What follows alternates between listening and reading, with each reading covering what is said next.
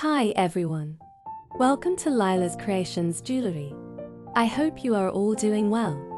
Today I am here with a very basic wire wrapping ring making tutorial video for you.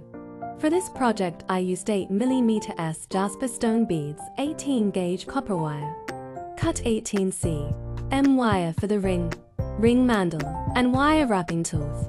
I love the simple design. It's easy but so elegant.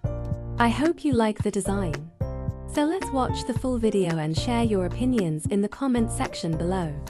Think positive and be creative. Have a nice day. Thank you.